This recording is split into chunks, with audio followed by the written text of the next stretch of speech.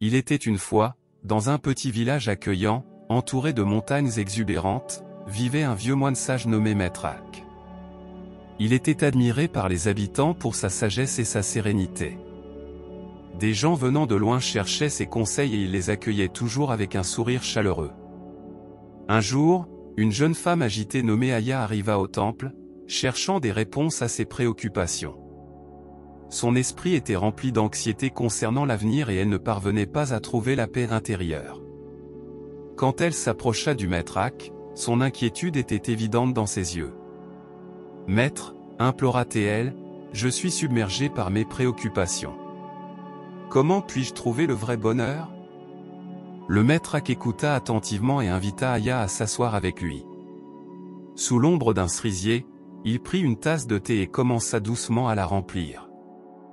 Cependant, lorsque la tasse fut pleine, il ne cessa de verser le thé, le faisant déborder et se répandre sur le sol.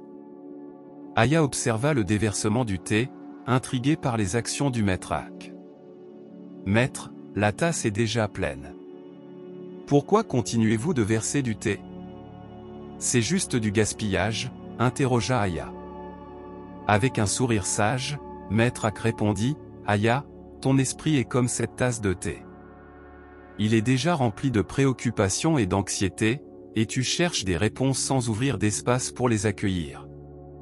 Tout comme la tasse ne peut pas contenir plus de thé sans en vider un peu, tu dois créer un espace en toi pour trouver le vrai bonheur. » Aya réfléchit aux paroles du Maître Hak et demanda, « Mais comment puis-je vider mon esprit ?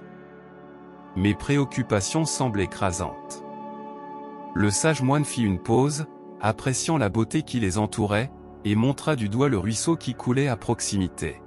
« Aya, observe l'eau du ruisseau. Elle coule sans effort, ne s'attachant jamais à rien. Elle est en mouvement constant, s'adaptant aux changements du terrain. De la même manière, tu dois apprendre à te laisser porter par la vie, en acceptant les joies et les peines sans Y attachées. » Les yeux d'Aya brillèrent de compréhension.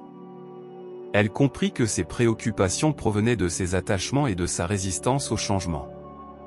Elle devait lâcher prise et embrasser le moment présent, tout comme le ruisseau embrassait son parcours. À partir de ce jour-là, Aya devint une visiteuse fréquente du temple du Maître Hak. Chaque jour qui passait, elle laissait de côté ses préoccupations et apprenait à vivre dans le présent.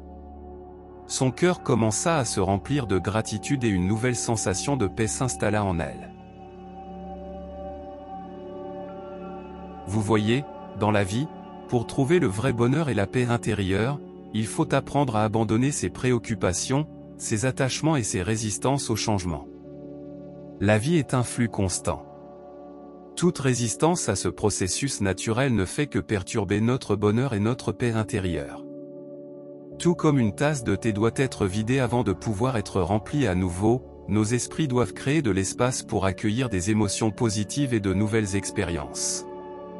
En embrassant le moment présent et en coulant avec la vie, nous pouvons cultiver la gratitude et la sérénité. Cette histoire nous enseigne la motivation et l'apprentissage. Merci beaucoup de suivre cette histoire et soyez bénis.